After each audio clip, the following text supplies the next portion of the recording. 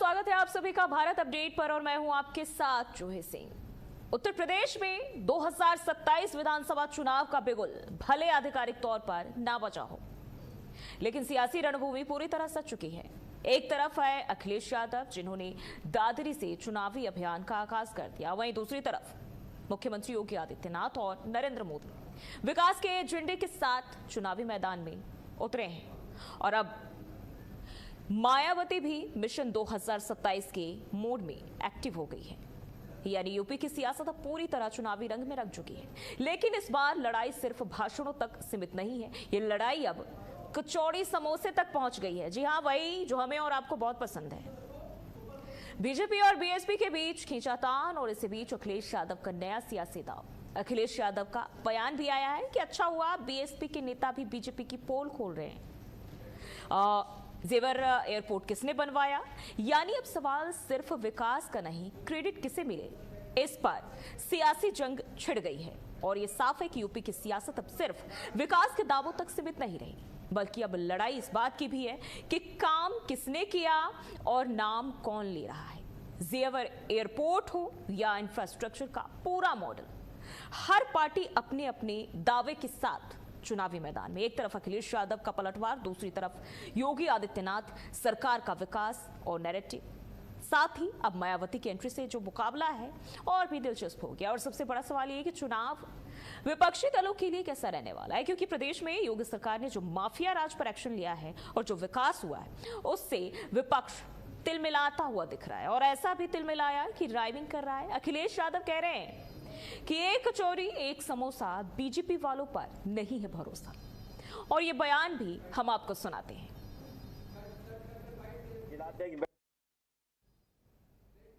हमारे जिलाध्यक्ष बैठे होंगे यहाँ, वो जो गांव शिफ्ट हुए वो जानते होंगे। कौन सा गांव है? माटीपुर। और आप गांव में जाइए, उनके पूछे जाकर के कितना मुआवजा दिया। जो किसान ने कहा वो सरकार ने मांगा और माना। इसलिए भविष्य में किसानों की मदद के लिए, किसानों को सही मुआवजा देने के लिए अगर कोई काम कर सकता है तो समाजवादी पार्टी।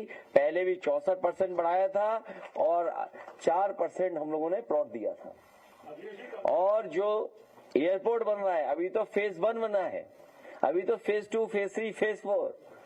ये अच्छा हुआ कि भारतीय जनता पार्टी की पोल खोलने के लिए बहुजन समाज पार्टी के नेता भी आ गए आगे सामने कि जेवर एयरपोर्ट किसने बनवाया है।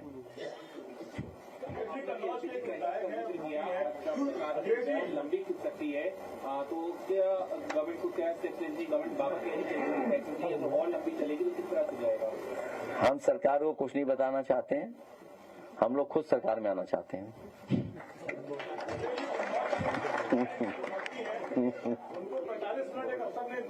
किसने?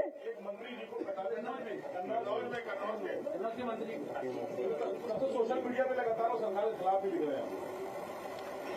कौन लिख रहा है? एक कचौड़ी एक समोसा। हमें बीजेपी वालों पे नहीं भरोसा। अभी बदल जाएंगे।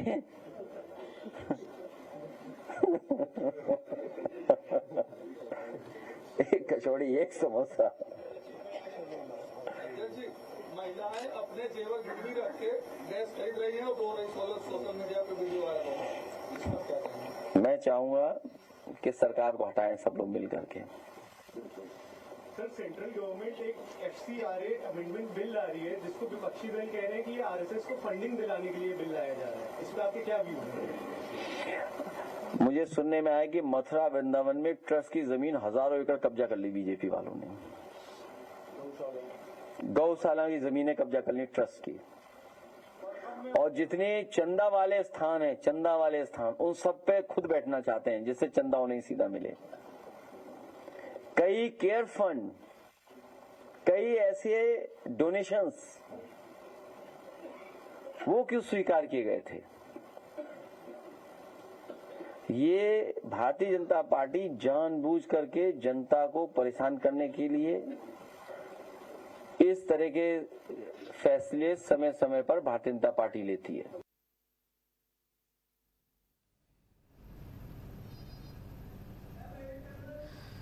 तो आपको बताते चले मिशन 2027 इस बार बहुत ही तगड़ा और दिलचस्प होने वाला है और ये अखिलेश यादव का जो अंदाज है बहुत कुछ कहता है। देखिए, अभी वो बड़े मुस्कुराते हुए मजे ले रहे थे और कह रहे हैं कि भाई हम सरकार से कुछ कहना नहीं चाहते, हम तो खुद ही सरकार में आना चाहते हैं। लेकिन सवाल यही है कि वाकई में सरकार में आने का मौका उन्हें मिलेगा या अभी भी प्लेट में कचौड़ी समोसे ही खाते रह जाएंगे।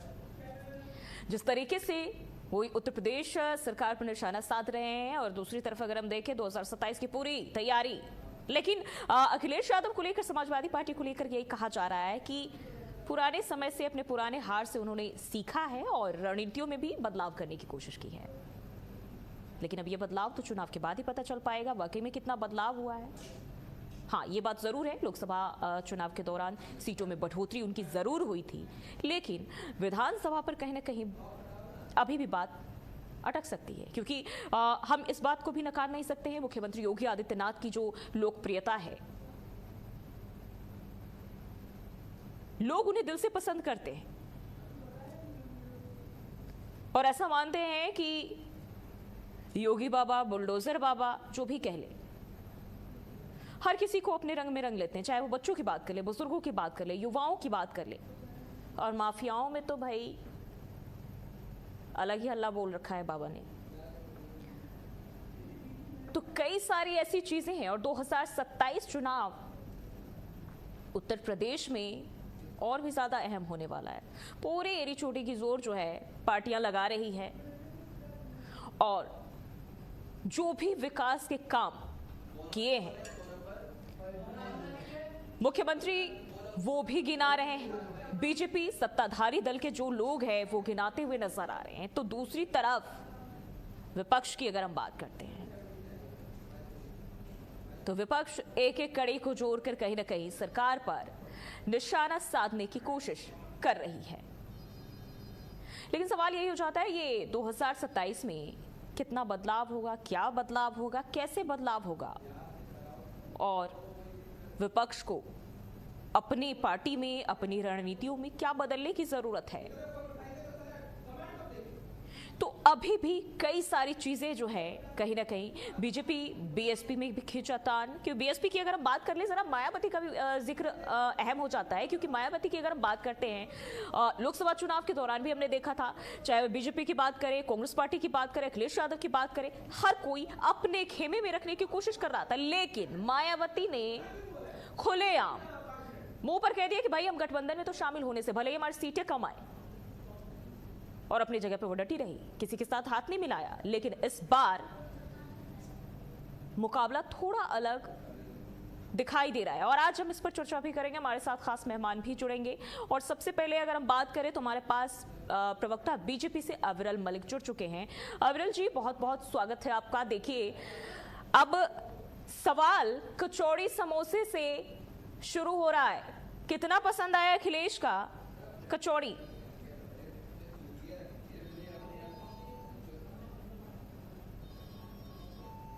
अविरल जी, यादव जी का, विपक्ष का, समाजवादी पार्टी का, आरोपों का संस्थाओं ये आरोप लगा रहे हैं, ये विषय रख रहे हैं, अपना रखते रहे, लेकिन जहां तक विषय जनता का, तो जनता विकास के आधार पर वोट देती है। हाँ। शेर व शायरी करने की बात हो या फिर कविता पढ़ने की बात हो या फिर विषय कहने की बात हो या फिर एक वाकपटुता का एक तरीका हो, मैं समझता हूँ वो निश्चित रूप से अपना उनका अधिकार है। वो नेता है, समाजवादी पार्टी के राष्ट्रीय अध्यक्ष है, पूर्व मुख्यमंत्री है उत्तर प्रदेश के, वो जो कहना चाहता है पूर्ण रूप से स्वतंत्र है बोलने के लिए, जनता वोट देती है। लेकिन वो डेवलपमेंट के नाम पे, एग्रीकल्चर डेवलपमेंट किस प्रकार से किस सरकार में हो रहा है, इस आधार पर निश्चित रूप से जनता तय करती है। आज एग्रीकल्चर सेक्टर में डेवलपमेंट हो रहा है, टूरिज्म सेक्टर में एक तरीके से डेवलपमेंट हो रहा है, रोड्स एंड ट्रांसपोर्ट सेक्टर में डेवलपमेंट हो रहा है, उसके साथ साथ एजुकेशन सेक्टर में डेवलपमेंट हो रहा है, रूरल डेवलपमेंट हो रहा है, अर्बन डेवलपमेंट हो रहा है।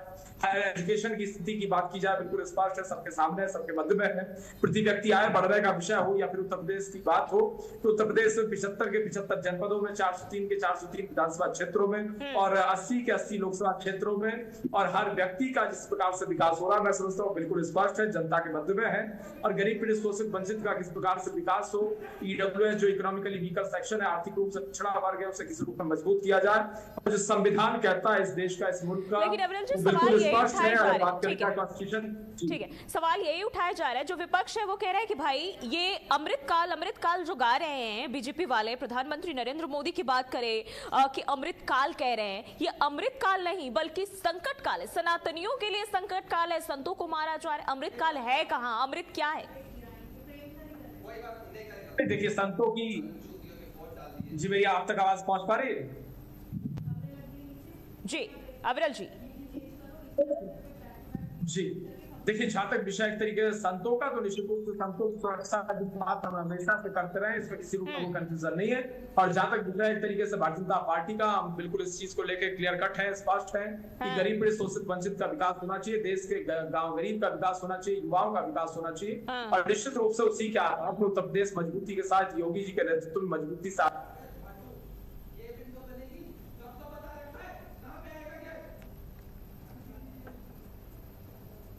तो देखिए, जिस तरीके से अगर हम देखें कई सारी चीजें यहाँ निकल के सामने आती है और अभी भी कहीं ना कहीं विपक्ष लगातार हमलावर है। और बात जब चुनाव की अगर हम करते हैं तो कहीं ना कहीं चुनाव का जो रुख है कहीं और इस वक्त होता हुआ दिखाई दे रहा है। जहां अगर समाजवादी पार्टी और बीजेपी के बीच कड़ा मुकाबला माना जाता था, तो वहीं अब ये कहीं ना कहीं कह सकते हैं कि अगर मायावती भी उसी मजबूती के साथ खड़ी रहती हैं तो त्रिकोणीय मुकाबला होगा। और ये बहुत अहम हो जाता है क्योंकि इसमें कई सारी नई जो चीज़ें हैं। कहा जा रहा है कि समाजवादी पार्टी बहुत लंबे समय से इसको लेकर जो है पूरे जो रणनीतियां हैं वो बना रही थी। और अब जो बात है जेवियर एयरपोर्ट पर क्रेडिट वॉर, कामयाबी, मायावती, अखिलेश, इन तमाम चीज़ों को कि भाई कर कौन रहा है, नाम कौन ले रहा है, इन सभी चीज़ों को देखते हुए विपक्ष लगातार हमलावर है। और अखिलेश यादव के क्या रणनीतियां हैं इसको लेकर भी जो है इस वक्त चर्चा है वो चल रही है। और माफिया राज की अगर हम बात करें, क्योंकि बीजेपी लगातार सबसे ज्यादा इसको लेकर जो है बात करती रही कि हमने माफिया राज पर कंट्रोल करने की कोशिश की है, लगाम लगाने की कोशिश की है, जो कि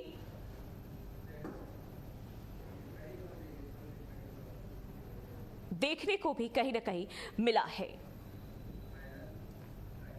और इसी बीच एक और बड़ी जानकारी से आपको रूबरू करा दें। बुलंदशहर में खनन माफियाओं के हौसले बुलंद। गंगा नदी के बीचों बीच चल रही पॉपलेन मशीन चलने का वीडियो सोशल मीडिया पर वायरल हुआ है। गंगा के बीच अवैध रास्ता बना रहे खनन माफिया। तो बुलंदशहर से ये जानकारी आपको बता दें, जहां गंगा नदी के बीचों बीच जो है पॉपलेन मशीन चलाए जा रहे हैं, जो कि वीडियो अब सोशल मीडिया पर तेजी से वायरल हो रहा है। गंगा के बीच ये अवैध रास्ता बनाने की कोशिश की जा रही है। जिबाई तहसील क्षेत्र रामघाट गंगा का यह मामला है।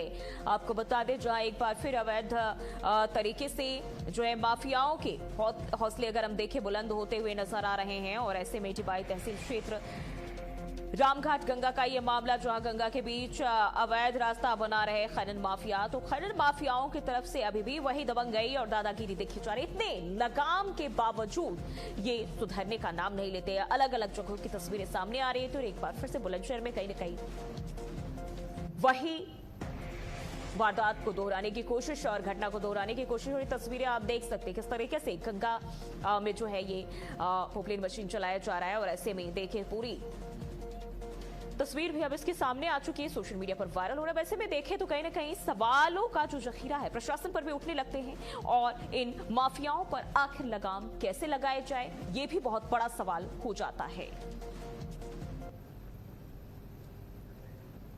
तो खनन माफियाओं के हौसले बुलंद होते हुए आप देख सकते हैं किस तरीके से गंगा नदी के बीचों बीच ये रास्ता अवैध रास्ता बनाने की कोशिश की जा रही, पॉपलेन मशीन चलाए जा रहे हैं।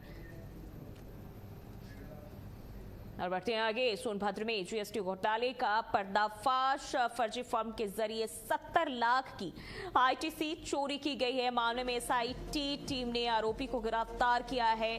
तो सोनभद्र का ये मामला आपको बताते चले, जहां 70 लाख के आईटीसी चोरी का ये मामला बताया जा रहा है फर्जी फर्म के जरिए। और अगर हम बात करें एसआईटी टीम जो है उसने आरोपी को गिरफ्तार कर लिया। आरोपी से मोबाइल, फर्जी दस्तावेज और कार भी बरामद किए गए हैं। मामले में अन्य आरोपियों की तलाश की जा रही है। तो ये बड़ी जानकारी आपको दे दे सोनभद्र से, जहां जीएसटी घोटाले का पर्दाफाश किया गया है।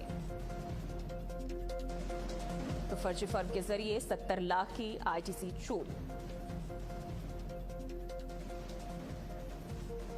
तो मामले में एसआईटी टीम ने आरोपी को गिरफ्तार किया। डेटा मॉनिटरिंग से आरोपियों की गिरफ्तारी और तस्वीरें भी सामने आ चुकी है, जहां आरोपियों की गिरफ्तारी की गई है और आरोपी आसिफ अली फर्जी फर्म चला रहा था, जिस पर अब पुलिस की तरफ से शिकंजा कसा गया है।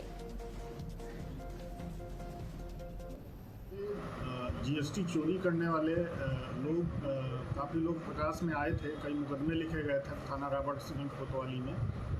उसी संबंध में पुलिस अधीक्षक महोदय के द्वारा एक सघन अभियान चलाया जा रहा है कि इस तरीके की कर चोरी करने वाले लोगों को गिरफ्तार किया जाए। इसी क्रम में हमारी जो हमारी टीम एसआईटी टीम बनी हुई है, उस एसआईटी टीम के द्वारा एक अभियुक्त जो कर अपवंचन, फर्जी फर्मों के संचालन और इनपुट। और खबर गाजीपुर से, जहां फर्जी इनकम टैक्स ऑफिसर के नाम पर ठगी, जीएसटी कमिश्नर बनकर आए ठगों की दुकानों पर छापेमारी। और वहीं आपको बता दें, प्रतिबंधित सामान बेचने के नाम पर दुकानदारों को डराया भी। दुकानदारों को 1 लाख रुपए का नोटिस देने की धमकी तक दे डाली। पुलिस ने मामले में मौके से 7 लोगों को पकड़ा है।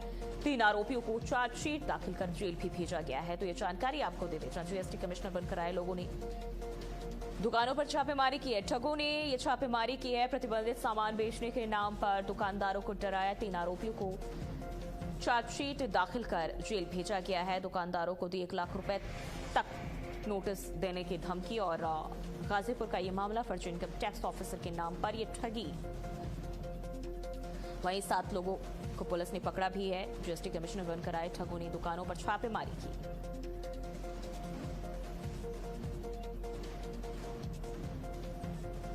लखनऊ इनकम टैक्स का मुझे कंप्लेन गया था जीएसटी चोरी हो रहा है, इसलिए मैंने इनकी दुकान पे आया, जीएसटी रजिस्ट्रेशन सर्टिफिकेट मांगा, जो कि मौके पे रजिस्ट्रेशन सर्टिफिकेट के अनुसार इनका सब सही था, आरटीआर जमा था इनका। अच्छा, आज आप आए थे, तो क्या है यहाँ के कुछ अधिकारियों से जानकारी है कि मतलब आप यहाँ साहब के हैं, गाजीपुर के बढ़िया साहब है विनाश कुमार जी, हाँ, उनसे जानकारी लेकर ही मैंने आया। अच्छा, तो कितनी दुकानों को चेक किया आपने? अभी तो यहाँ पे 3 दुकानों को मैंने चेक किया है, जहाँ सभी पूर्ण सही है। और यूपी सरकार के कैबिनेट मंत्री जयवीर सिंह आज मैनपुरी पहुंचे, जहां उन्होंने पुलिस लाइन स्थित ट्रांजिट हॉस्टल में जनता की समस्याएं सुनी। और इस दौरान उन्होंने प्रशासनिक अधिकारियों को सख्त हिदायत भी दी कि लोगों की शिकायतों का तुरंत निपटारा किया जाए। कार्यक्रम में उन्होंने बीजेपी की नई जिला कार्यकारिणी के सदस्यों का स्वागत भी किया। मीडिया से बात करते हुए मंत्री ने समाजवादी पार्टी पर जमकर हमला बोला और कहा कि सपा का मॉडल 1 डिस्ट्रिक्ट 1 माफिया वाला रहा है, जबकि बीजेपी विकास पर काम कर रही है। इसके साथ ही उन्होंने दावा किया कि 2027 के विधानसभा चुनाव में बीजेपी एक बार फिर भारी बहुमत से सरकार बनाएगी और विपक्ष का सुपड़ा साफ हो जाएगा।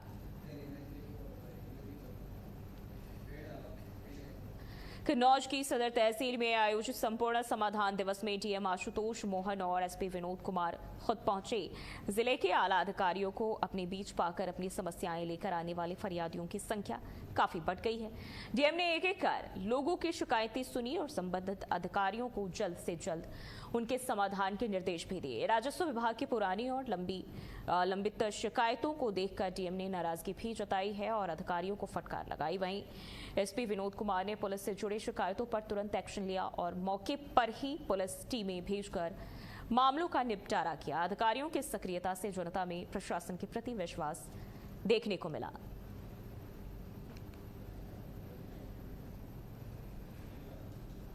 बढ़ते हैं आगे। बस्ती के हरैया तहसील में मुख्य विकास अधिकारी सार्थक अग्रवाल की अध्यक्षता में तहसील समाधान दिवस का आयोजन किया गया और इस दौरान दूर दराज से आए फरियादियों ने अपनी समस्याएं उनके सामने रखी। सीडीओ ने राजस्व, पुलिस, विकास और बिजली जैसे विभिन्न विभागों की शिकायतों को गंभीरता से सुना और अधिकारियों को निर्देश दिए कि हर मामले का निपटारा समय पर होना चाहिए। उन्होंने साफ कहा कि जनता को परेशान करने वाले किसी भी तरह की लापरवाही बर्दाश्त नहीं की जाएगी और मौके पर ही जमीन विवाद, पेंशन और राशन कार्ड से जुड़ी कई समस्याओं का समाधान किया गया, जबकि बाकी मामलों को लंबित विभागों को सौंपकर जल्द रिपोर्ट मांगी गई है।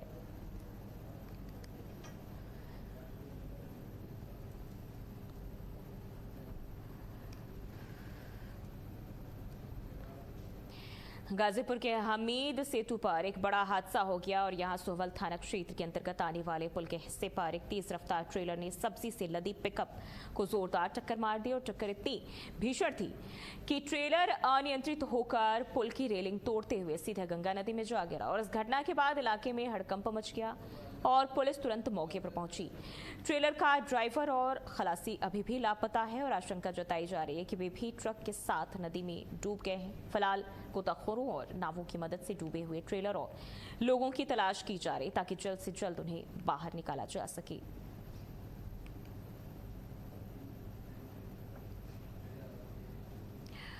बढ़ते हैं आगे। गाजीपुर में साइबर पुलिस को एक बहुत बड़ी सफलता हासिल हुई है। पुलिस ने एक ऐसे गिरोह के 3 सदस्यों को गिरफ्तार किया है जो क्राउन पे नाम की फर्जी कंपनी बनाकर देश भर में करीब 67 करोड़ रुपए की ठगी कर चुके हैं। ये लोग भोले भाले लोगों को लालच देकर उनके नाम पर फर्जी बैंक खाते खुलवाते थे और फिर ठगी का पैसा उन्हीं खातों में मंगाते थे और बाद में उस पैसे को डॉलर या क्रिप्टो करेंसी में बदलकर विदेश भेज दिया जाता था और इनके पास से 19 सिम कार्ड और 12 ATM कार्ड भी बरामद हुए हैं। जांच में पता चला है कि इनका नेटवर्क देश के 25 राज्यों में फैला हुआ है और पुलिस अब इनके बाकी साथियों की भी तलाश कर रही है।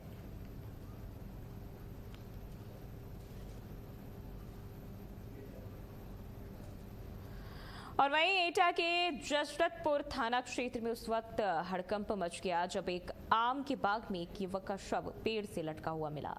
मृतक की पहचान उसके बैग में मिले आधार कार्ड से हुई है और इस मामले में एक चौंकाने वाली बात सामने आई कि युवक ने जान देने से पहले इंस्टाग्राम पर कई वीडियो भी वायरल किए। शुरुआती जांच में पुलिस इसे प्रेम प्रसंग से जुड़ा मामला मान रही है। पुलिस ने शव को पोस्टमार्टम के लिए भेज दिया है और युवक के सोशल मीडिया अकाउंट्स की बारीकी से जांच की जा रही ताकि मौत की असली वजह साफ हो सके।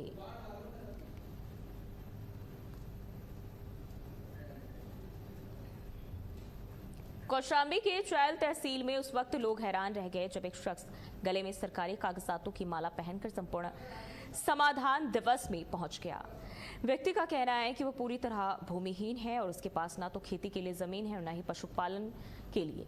वह अपनी समस्या को लेकर मुख्यमंत्री योगी तक से गुहार लगा चुका है, लेकिन जिले के अधिकारियों के टाल मटोल से उसे अब तक न्याय नहीं मिला और शख्स ने आरोप लगाया कि हल्का लेखपाल उसके मामले में गलत रिपोर्ट लगा देता है जिससे उसे सरकारी लाभ नहीं मिल पा रहा है। तहसील परिसर में इंसाफ दो या फांसी दो के नारे लगाते हुए इसने जमकर प्रदर्शन किया। मौके पर मौजूद डीएम अमित पाल शर्मा ने पीड़ित के प्रार्थना पत्र को स्वीकार किया और जल्द ही जांच कराकर मदद दिलाने का आश्वासन दिया है।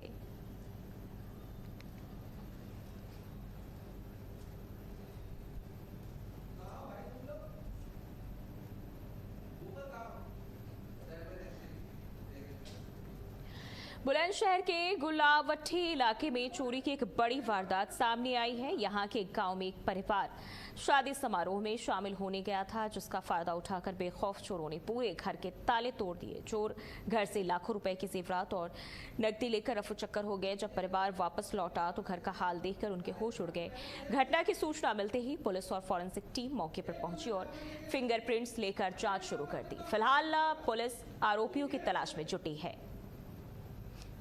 तो लाखों के सामान पर हाथ साफ किया है बुलंदशहर का ये मामला। आपको बता दें, आरोपियों की तलाश में पुलिस की टीम जुटी हुई है। अब्बू नमाज पढ़ने जा रहे हैं सुबह फजर की, जब उन्हें पता पड़ा सुबह 5 बजे। लगभग कितना चोरी हुआ, क्या कुछ हुआ? लगभग मान के क्या नाम है, दो बहुओं का सामान था, चीजें 2 बहुओं की। और वहीं गाजीपुर में फर्जी इनकम टैक्स और जीएसटी कमिश्नर बनकर आए कुछ ठगों ने बाउंसरों के साथ मिलकर दुकानों पर छापेमारी की। उन्होंने दुकानदारों को प्रतिबंधित सामान बेचने के नाम पर डराया और लखनऊ से 1 लाख रुपए का नोटिस भेजने की धमकी भी दी। डर की वजह से दुकानदारों ने उनसे हाथ पैर जोड़े, जिसके बाद मामला 10,000 रुपए की रिश्वत पर तय हुआ। शक होने पर जब व्यापार मंडल ने कड़ाई से पूछताछ की तो पूरा मामला फर्जी निकला और पुलिस ने मौके से 7 लोगों को पकड़ा है, जिनमें से 3 के खिलाफ चार्जशीट दाखिल कर जेल भेजा जा रहा है। हालांकि इस पूरे खेल का मास्टरमाइंड अभी भी फरार चल रहा है, जिसकी तलाश में पुलिस छापेमारी कर रही है।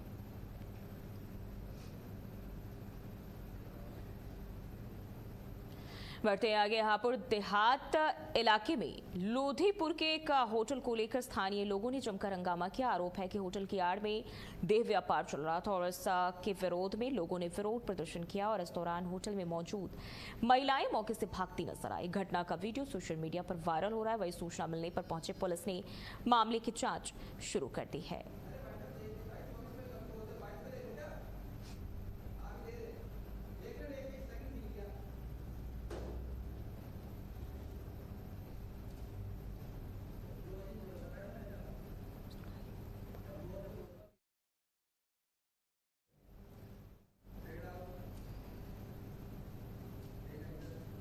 और इस बुलेटिन में अभी के लिए बस इतना ही। देश और दुनिया की तमाम खबरों के लिए बने रहिए हमारे साथ।